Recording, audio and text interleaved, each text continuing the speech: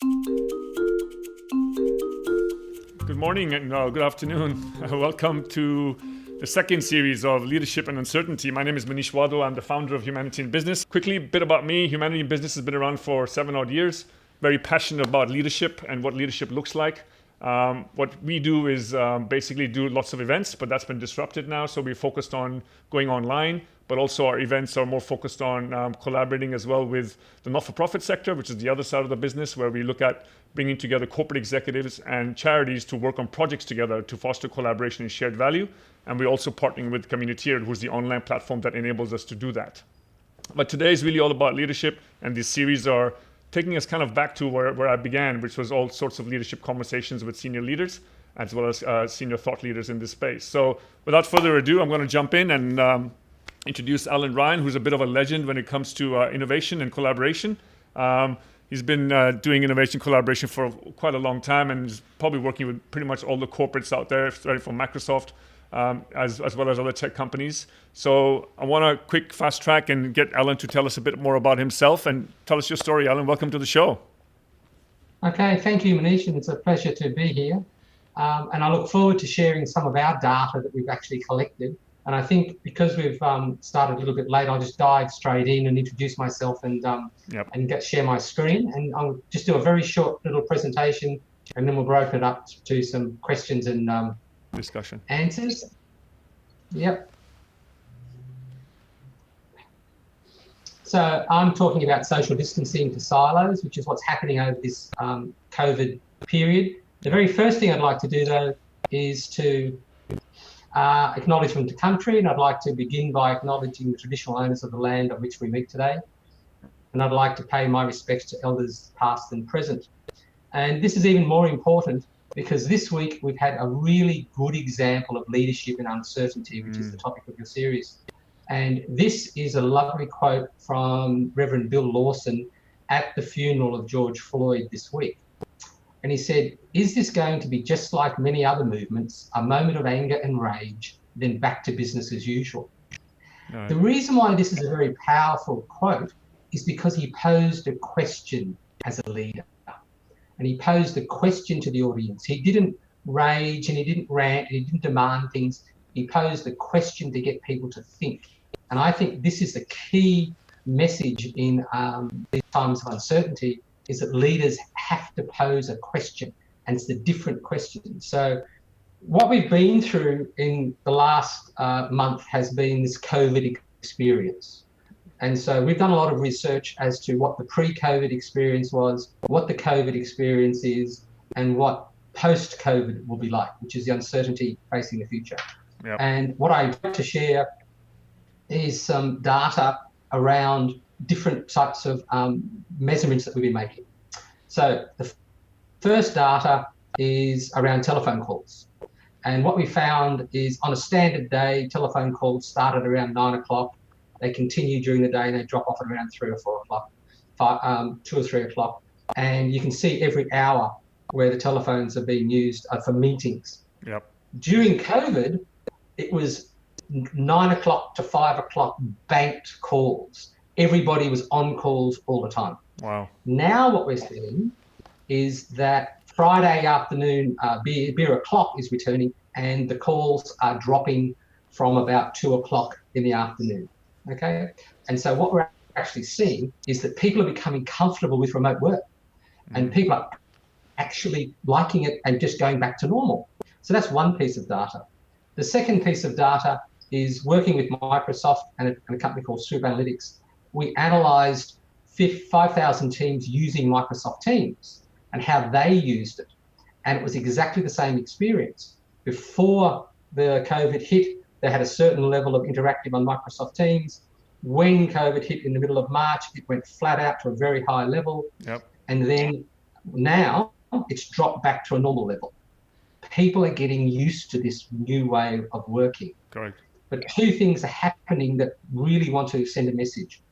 Number one, the number of teams on Microsoft Teams is increasing, but they're autonomous teams. They're teams that are working within their own team. They're not working across the business. So silos are building inside companies using these electronic sharing, whether it's Microsoft Teams or Yammer or Slack or Workplace.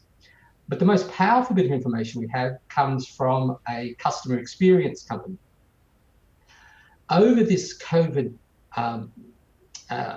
period, there was they measured customer experience in the finance sector, the retail sector, and in the healthcare sector. On average, the most powerful message is that customer experience did not change.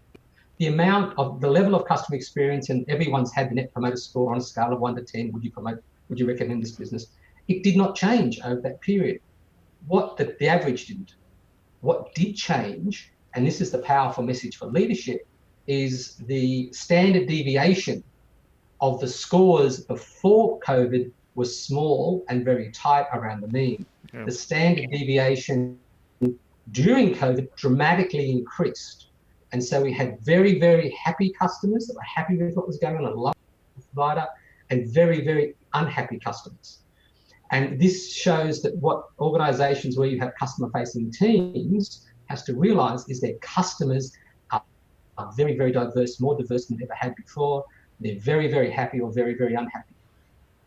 And so that's happening. Now, the interesting thing for leaders is that now that we're entering the post-COVID period, it has not changed. Right. And we expect and we predict, and here I am with my crystal ball, Minesh, so we can work with it. We predict that this won't change for a year or more, because we're just about to go through 4 major shocks, which is childcare is not going to be free anymore. Then JobKeeper is going to stop, JobKeeper, JobSeeker. Then banks are going to stop their moratorium on mortgage interest on home loan repayments. And then there's going to be an awful lot of organisations doing retrenchments and resizing as the volume comes through, as the fact they realise that in this new world, they're not selling what they did.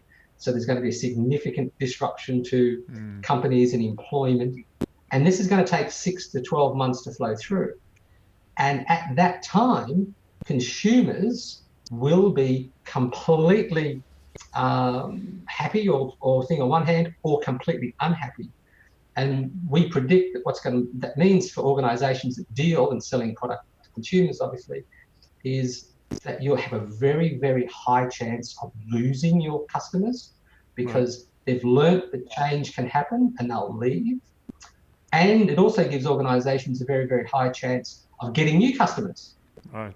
Because what the COVID experiences, and you've heard sayings of people saying that we've had 5 years of change in 5 weeks, right? You've heard that reported in many places. What we see is that people are actually quite comfortable with change. And we don't know this, but I predict that if you had a problem with your bank before COVID, you'd put up with it and say, oh, changing banks is too hard. If you have a problem with your bank post-COVID, you'll say, I'm going to change. Change is not hard. I can do change. I'm going to change my bank.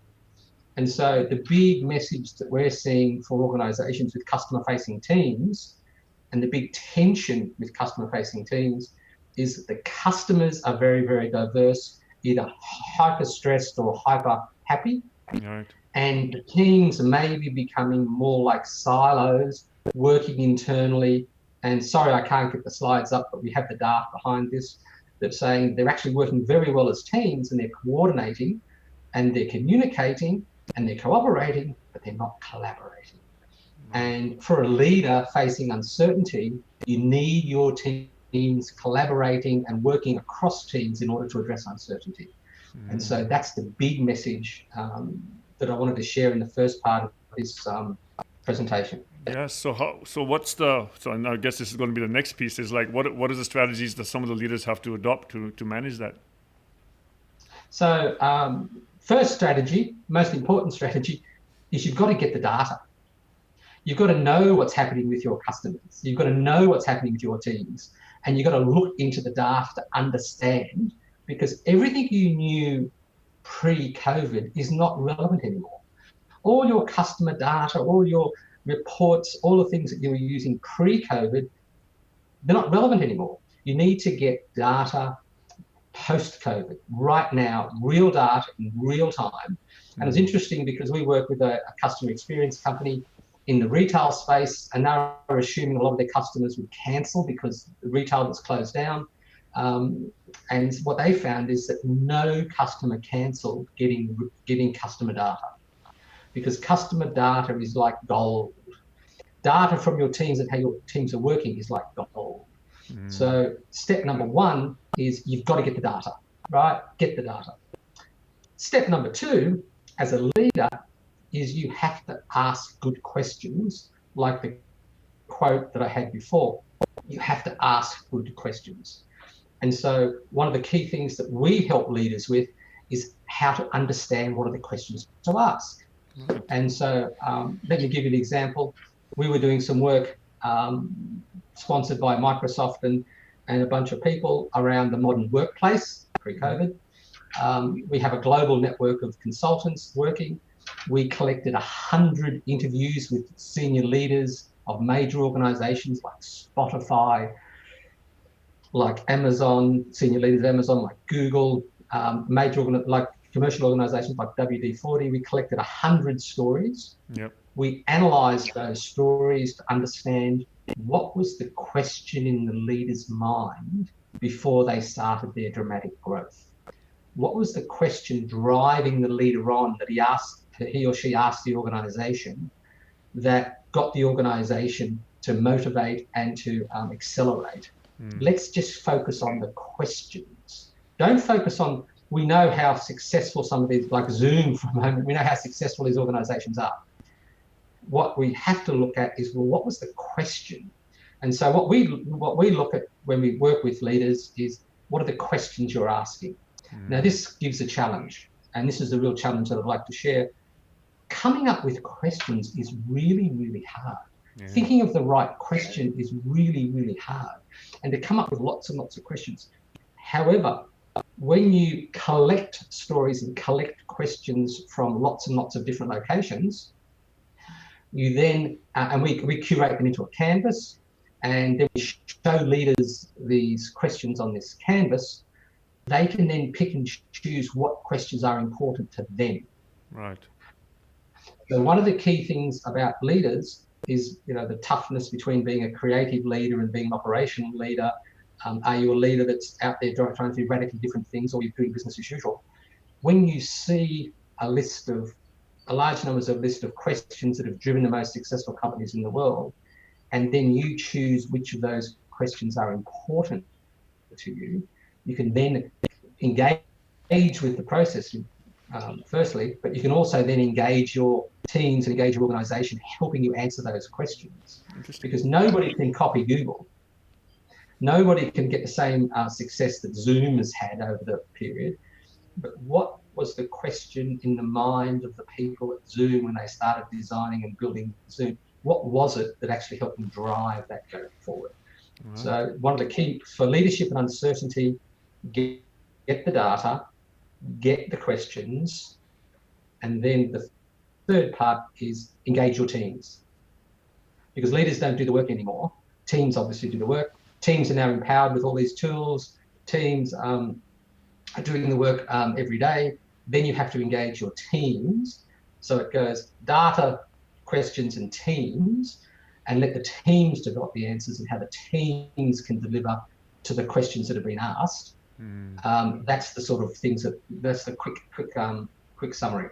Yeah, interesting. So in terms of the question piece is a very interesting one for me, because I really struggle with questions in a big way. I'm always an answers guy. I jump straight to the answer because I want the bottom line really quickly.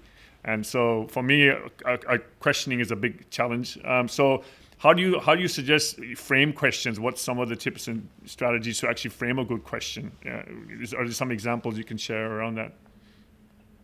Creating questions is the hardest thing to do. Creating questions is the hardest thing to do. And yes, everybody wants to jump to the answer, and they think they've got a good answer and off they go, whereas maybe they've got to spend more time with the question. And it reminds me of the Donald Rumsfeld quote, known unknowns and unknown knowns and known unknowns, right? Mm-hmm. How can you come up with the right question from your own experience when the world is changing so fast around you? You've actually got to come up with questions from other people's experiences, what other people have seen. Right. And so the big challenge of a leader is a leader can sit at their desk and come up with a list of questions that they think is important. Then the leader can go to their senior leadership team and their organisation and ask for a different set of questions and gather a different set of questions. A leader can then go to their network and their customers and the people that they know and ask a different set of, to collect a different set of questions.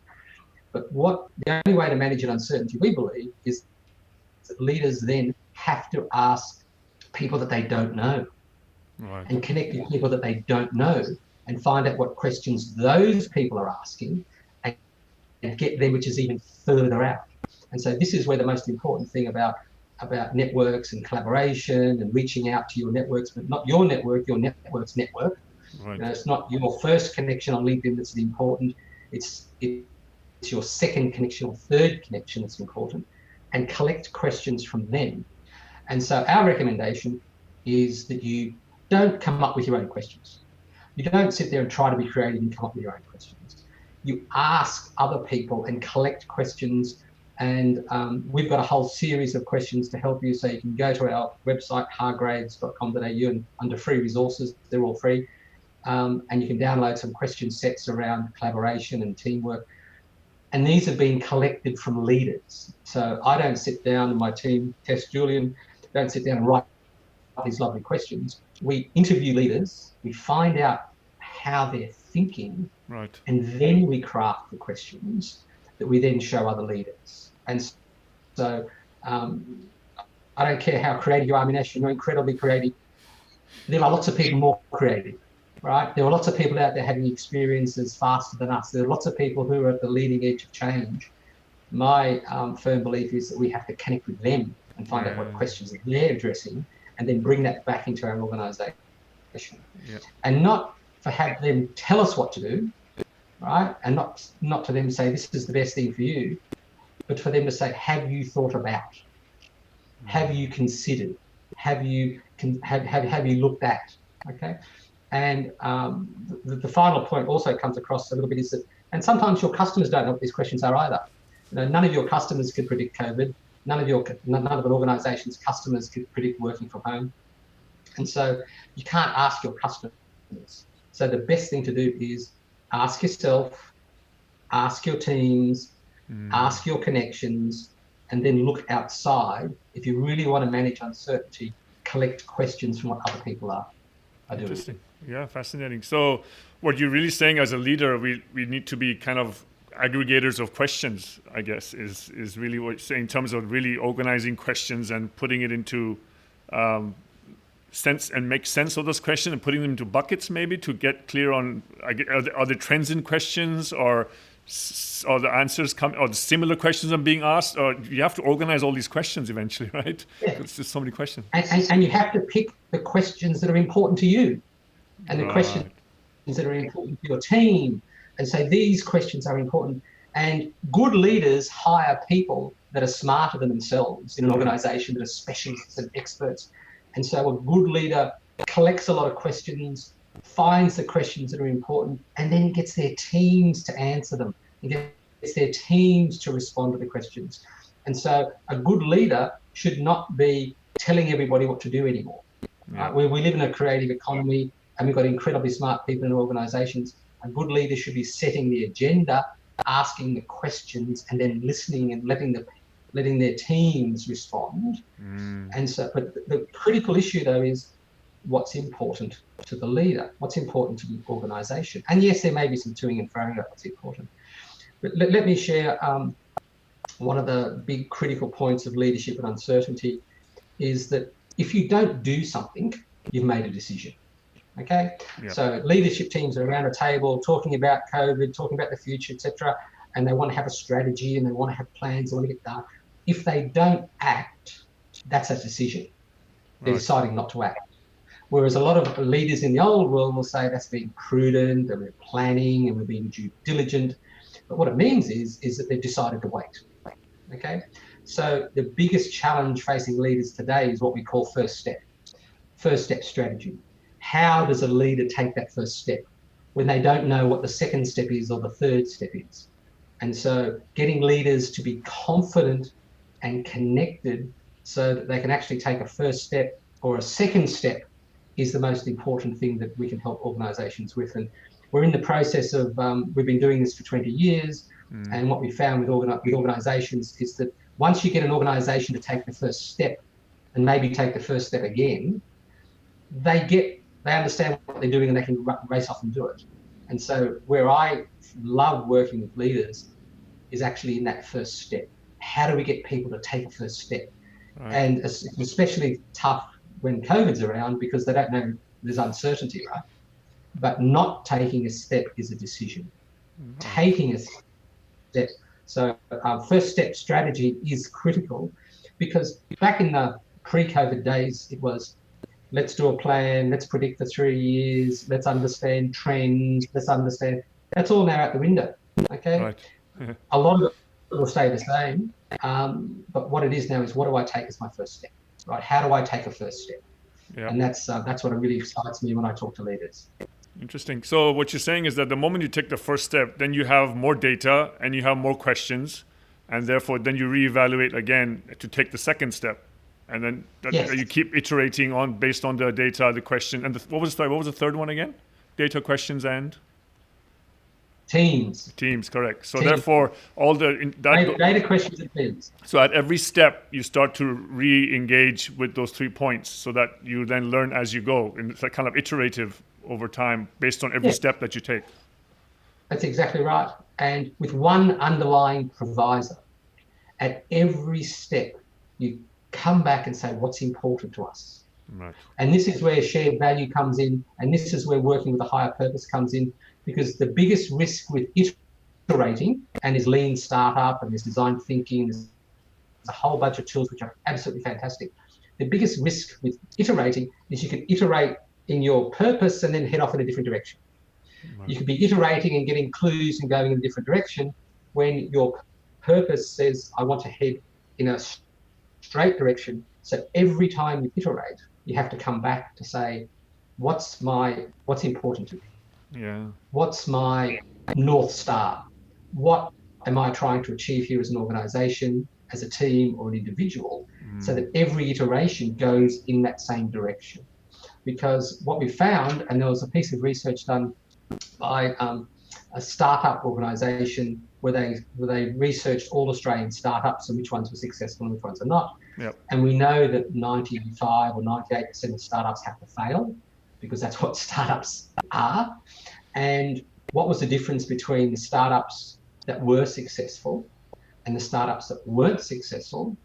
It wasn't the tools they used, it wasn't the activities they did. What it was the fact that the startups were successful, had a higher goal, had a higher purpose. They connected with the consumer in a different way, and they kept on that track. Even though they were iterating, yep, they kept on the one clear, high value purpose, and that drove their organizational forward. Whereas a lot of the other startups would iterate features and programs and software and made it nice and pretty and did all these sorts of things that were incredibly valuable. And the customers said, oh yeah, that's really, really nice. But they weren't actually delivering higher purpose, a stronger value proposition to the customers that was consistent over time.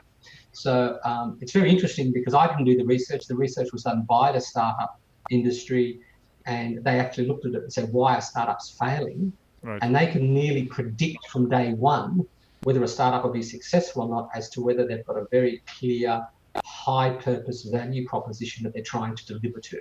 Yeah, interesting. So love to hear a story or an example of how of this in terms of the key areas, data, questions, and teams of any leader or business that you know that's probably used it to great success. Is there any stories you can share with us? Yeah, so we're currently dealing with a lot of technology companies. Yeah. And so when Hargraves was started, we were dealing face-to-face and workshops and get everybody into a room. And then over the journey, we've realized that technology is the main driver. So we're now working with a lot of technology companies and technology companies that provide collaboration software. Right. And so there was one major telecommunication company that we're dealing with now, where the leader is the founded the company about 12 years ago. The company now employs 500 staff, and the company is now growing, and it provides voice over IP telephone calls, straightforward. Yeah. And so when COVID hit, that particular organization grew 40% because the amount of Zoom calls and Microsoft Team calls and meetings just grew 40%. Right. And this organization then had the problem is that they had to move their teams to completely remote work and grow 40% at the same time. Right. And if there was a problem, they then would stop. You wouldn't get a Zoom call, okay? And so the two clear things were, number one, how to move everybody out of the office in George Street and to be able to work from home for the first time ever. That was number one. And number two was how did they then track their data to work out where was the best place to put the effort? Because they only had so many staff. They couldn't increase their staff level when they had a 40% thing. So what the leader did, number one, delegated to the leadership team and delegated to different people in the leadership team. One of their direct supports was responsible for to move everyone out of the office. Right. Another one of the direct reports was responsible for data. Another one of the direct reports. And so by delegating and by allowing the organization to flourish and actually empower and not tell the organization how to work from home and not tell the organization what to do, to actually empower the staff to do it. Because if the organization itself decides how it's going to work from home, then people will be happy. Okay. And so that's what the leader was doing.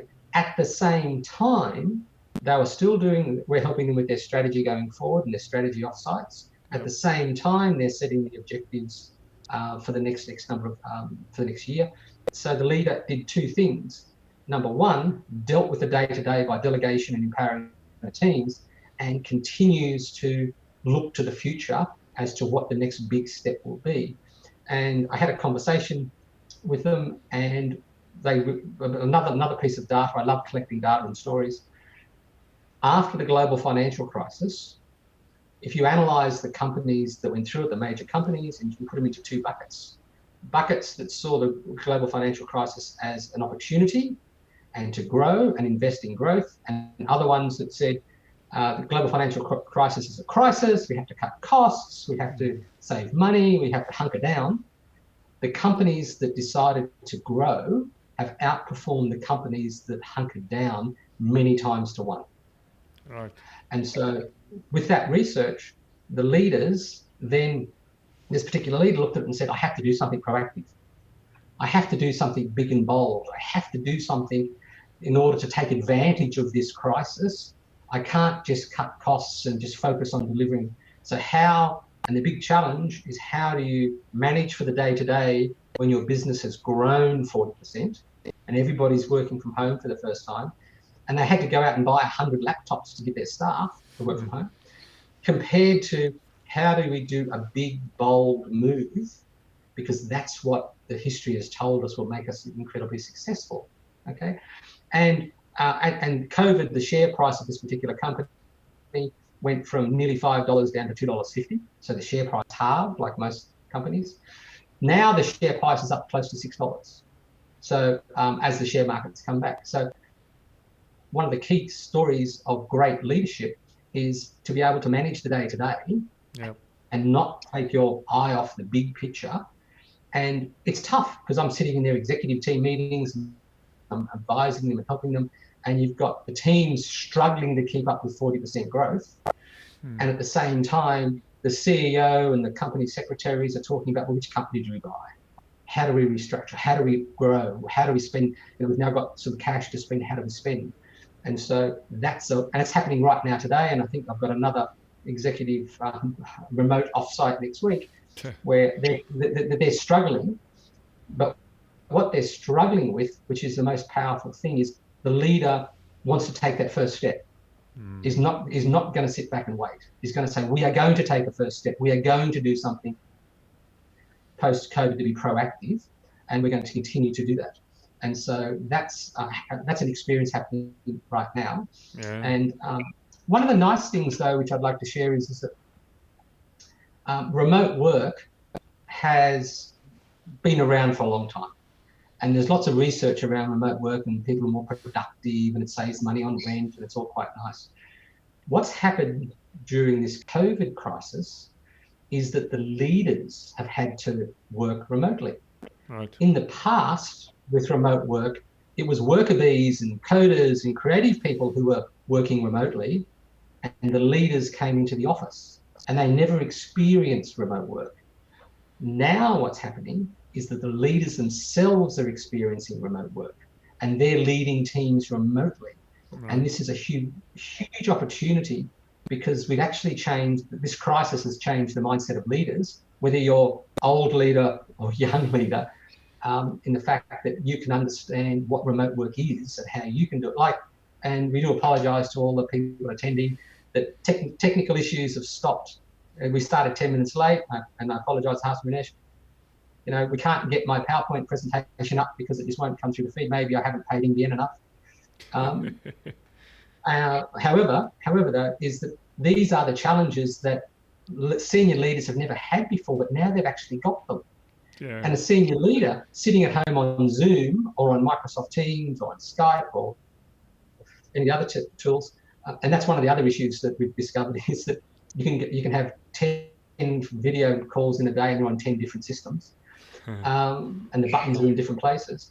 But the senior leaders realise the power of technology. The senior leaders understand what technology can do, and as we've said, we've had 5 years of change in 5 weeks. But it's the senior leaders that have actually experienced it, and that's going to be a major. And it's also like the senior leaders have had Zoom calls with their kids running around in the background, right? Yeah. And so they've all experienced exactly what. So one of the things that we predict is that there will be a new normal. I call it the new modern work day, because it won't be about workplace anymore. Yep. It'll be about the work day, and you will define your work day. And the reason why I use the word modern is that modern is about technology and digital and all that sort of lovely stuff. The reason I use the word new is because it's how you actually engage with that technology. Right. That's what's going to separate the successful people from the non-successful people. Yeah, correct. And I totally get that. I think that's the first time senior leaders are grappling with tech issues, but they don't have tech support. Somebody can walk into their office and deal with the tech issues. They've got to kind of figure out themselves, which is quite interesting. I'm just curious about the questions, guys. I'm sure there's some questions that you have, and I'm curious to make sure we check in with you guys if there's anything you'd like to ask from Allan. But until that comes through, Allan. So in terms of the teaming side of things, Allan, what do you suggest there in terms of actually leading teams? I mean, how do you prevent those silos from taking place? I mean, is it simply a constant check-in, or what does the leader have to do to ensure that teams are teaming? What's, in this remote sort of siloed operation that people are all separate? And what's happening, and it's a great question, what's happening is that back in the old days, you had a team leader and you had a team, and they'd be in the office, and the team leader would coordinate the team and walk around and have a chat to everyone in the morning, would communicate, coordinate, and get people to cooperate, and it was all done by the team leader. Now we've got these self-organising teams where everybody in the team has the power to do that. Yes. Everybody in the team. So the question for the ultimate leader is, how do you empower teams? Yep. And make sure that you can actually ensure that the teams are doing the right thing. When the teams are so well resourced with technology and in different locations, you can't see what they're doing. So when we look at successful collaboration, one of the key things is provide a safe environment, provide trust, provide belonging and engagement. And so leaders have to proactively do it and proactively check in and proactively engage with their teams. And like everything on technology, there are tools and dashboards that you can actually measure. Yep. Because teams don't want to be yelled at anymore. Teams don't want to be spoken to, and here's a 10-minute video of the leader talking at you. Teams are self-organising teams. They want to ask the questions and answer the questions and discuss things. And so the most important thing is, number one, is to give the teams technology. You can now measure and help the teams use the technology because there's dashboards and things. And then the leaders have to check in by, as I said at the start, asking questions and then listening. right? And how many times, our audience will sort of remember this, how many times have you been at a town hall meeting back in the old days where a leader would get up and do a big presentation, like spelling out the future strategy of the organisation, and at the end of the town hall meeting they'd ask, are there any questions? All the time. And there was no questions. No questions, right? Because it's really, really hard. And so now we have to flip it on its head, where the team leader puts up the questions and asks people to help answer them, right? And so that's one of the key things. And I think the second thing is something that you asked me. You said, tell me a story of a leader. Tell me a story of where you're working people, right? And so what a team leader has to be able to do, or a leader has to be able to do, is ask their teams for a story.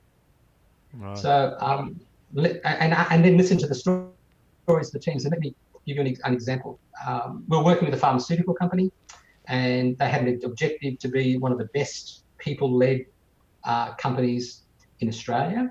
Mm-hmm. And everybody does staff engagement scores, as everyone would understand. And you do an average, and there's a bell-shaped curve, and you want to be higher than the bell-shaped curve for your staff engagement compared to the industry average, and there's big companies that do staff engagement. And so we were doing a project with them around this first step strategy and things we're doing, and they did a staff engagement survey, and they got their results, and they came as the highest engaged company in the country with an engagement score of 94%. Wow. Right? Amazing. So, and when I say that, people go, oh, wow, that's nearly impossible. It's a bell-shaped curve. Somebody's got to be at the top and someone's got to be at the bottom, and there's an average in the middle. So they were the highest. Yep.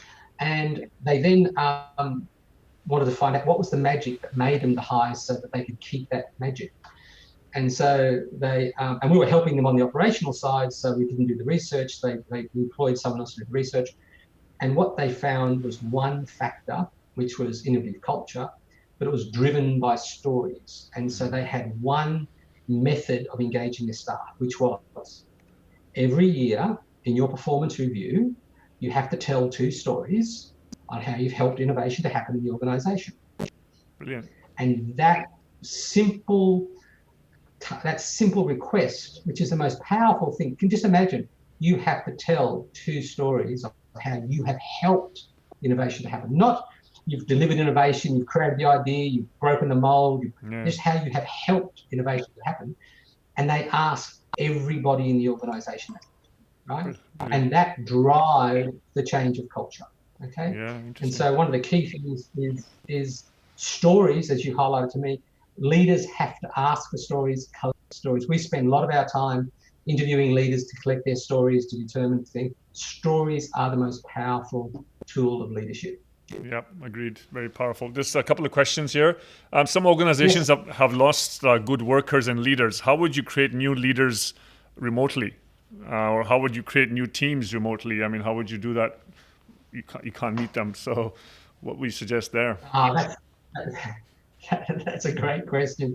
And if I had an answer that I could pull out of my pocket and say, here's the answer to do that, I'll be a very happy person. That is the toughest question, which is how do you create leaders? So I believe in strength-based leadership. I believe in you have to understand people's strengths, find out what their strengths are and amplify their strengths. It's not about priority, or it's not about whatever, it's about strengths. And so I have not got an answer to that question. That's a really, really good question. There's not a lot of difference between doing it remotely and doing it face-to-face, though. It is to literally give people the opportunity to, number one, understand their strengths, and number two, to apply their strengths. Okay? And so this was where this first step strategy piece comes in again, is that we're doing a project with a major rural supply house all the way across Australia. They've got teams of people in every small country town dealing with farmers, and they want to develop their staff. Yep. And what we're working with Beacon University is their staff don't tell us a story, make a story. Go and create something, do something, participate in something, and tell us the story. And so that's and we can then analyze the story and understand how good the staff or what the staff member skills are. and that's a remote thing. So it's finding out the strengths in people that don't already have, and then helping them to understand that and deliver it, which can be done remotely. Yep, good point. And that wasn't a good answer, and I apologize for that, but it's a good question. Yeah, fair enough. So it says, what have you found to be the best way or platform for discussions to take place across different business units, especially virtually? So, what sort of, I guess, is it more of a virtual whiteboard to facilitate these questions? So there's one of the key things about the technology, and they're all good. So I'll be frank, they're all good. Whether you're using Microsoft Teams or Yammer or Slack or Workplace by Facebook, we love them all. They're all fantastic. Another good product for people to look at is a product called Mural, which is an electronic whiteboard product. There's one called Miro. There's a lot of these products. There's so many of these technologies out there. Yes. What we found the issue is, though, is how people facilitate the technology, how people use the technology, not which buttons to press, etc., but it's how do people actually connect and actually engage people with the technology so that people are actually using it and getting best value out of it. So we've done a lot of research, and we're working with a global training organization called Ketratrago. We've got a program called Firebox, which is how do you create the fire inside the locomotive, where we're teaching people how to facilitate online, how to actually get the best out of participants. And I know today that I'm presenting and we haven't got a two-way conversation going, but when we work with clients, I would talk for 2% of the time and the client would talk for 98% of the time. So first thing for the technology is get yourself the skills to facilitate the technology to bring the best out of the participants is the biggest message that I can share. And we have some free resources on our website around and some free workshops coming up to test this method of how to actually get people to contribute and participate, and how to get people to get the best value. Whatever technology, so our motto is, whatever technology you've got. That's fine. Don't go off and buy new. Use what you've got, get the best out of what you've got. Because most of the technologies are absolutely brilliant. People just aren't using it enough. And in terms of, I guess, your experience, where have you seen the most challenge? Is it around the questions? Is it around the teaming side? Is it around the data side? Where do you feel is the hardest bit of those three to actually execute, to do? I know you have to do all three to get the ideal result, but where do you see leaders stumble most? And which one is the biggest challenge of the three to actually deliver? The biggest challenge is the urgency challenge that I'm a leader, I have to make something happen, and Allan's telling me to take a first step. I've got to do something. And therefore I'll make some assumptions and go forward. When I'm not saying that you have to rush.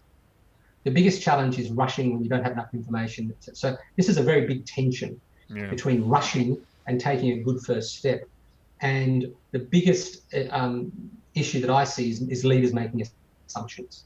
Leaders thinking they're the smartest person in the room. Leaders saying, well, I know what the answer is, or I think what the answer is, right?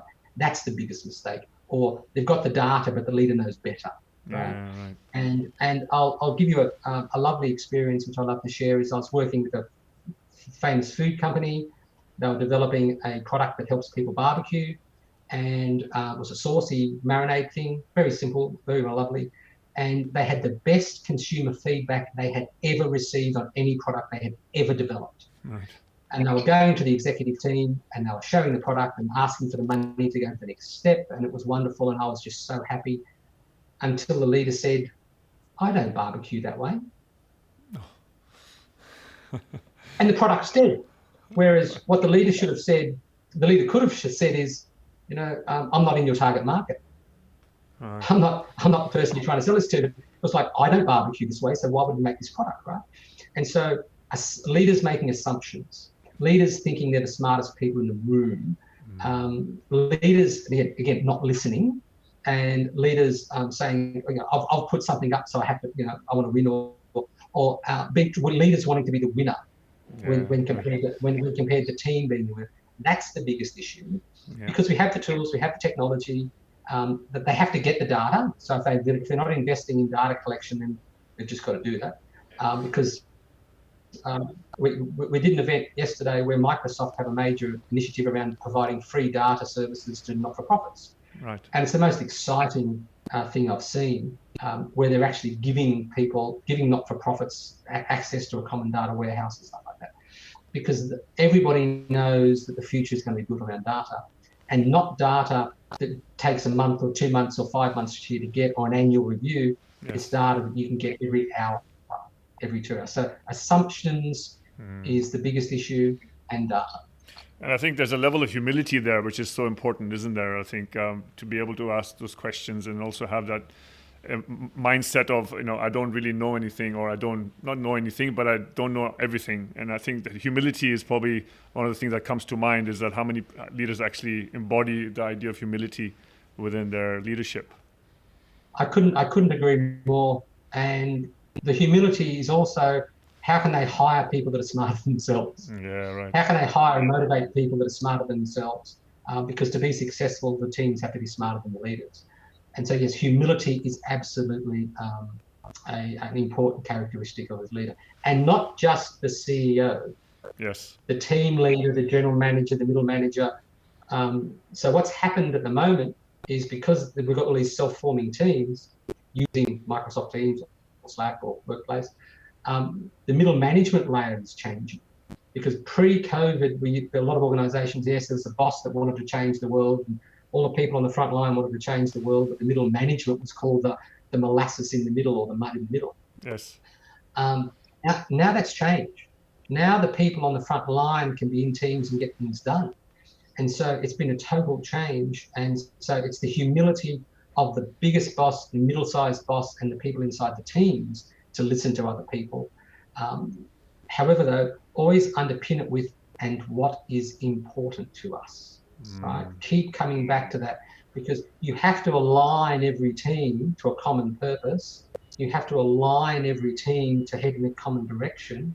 And the way you do that is by continually asking the question, what is important to us? What is important to our customers? What is important to our company? What is important to our organisation or team? That's the underpinning message. If I got any message from today, is the message is, as I said, data, questions, teams, and focus on your North Star, which is what is important, and just everything has to be compared to what is important to us. Yeah, absolutely. Great words of wisdom. Fantastic. Well, I think we're almost out of time. I think we've got some great stories there. I think really grateful for the audience as well for showing up. My technical issues, I've just lost some power on my computer there, which is part of the parcel, but the timing's perfect. By the way, your slide deck. Sorry? I was about to say, as a leader, we're working remotely. You've just learned a lesson. Yes. So it happens to everybody, and I'll tell you, Manish, nobody's worried about it. Yeah, fair enough. And your slide deck, please do share it with us. I will make sure that everyone gets it. And if there's any other questions that people have, they'll obviously revert it to you. But please do share the deck with us so we can share it with the attendees. Yes, I'll do that. And I request any attendee who wishes, please connect with me on LinkedIn. Yes. I love to connect. I believe in networks, and we have a lot of information that we share openly. Yes. So please connect with us on LinkedIn, and we'll make sure that everything we do is shared openly. Yeah, awesome. Great. So thanks so much, Allan, for your time. Really grateful. That was awesome. Some great insights there. Love the work that you do, and very inspired by your leadership. So please keep doing what you're doing. And thanks for giving us your time, and appreciate you being here today. Thank you so much. Thank you. Thank you. Thank you, everyone, for joining us. Look forward to, hopefully you had a good, worthwhile time, and you got some real value from today. Any questions further that come to you, we can forward it on to Allan. But please do share any learnings you got from today on LinkedIn or on Twitter, Facebook. Humanity in Business on LinkedIn, and Humanity in Biz, B-I-Z, on Twitter and Facebook. So please share any words of wisdom, as well as look forward to seeing you next week for the next series, for the next session of the series. So thanks again, and have an awesome day and a great weekend. Thank you so much for joining in. Take care. Bye-bye.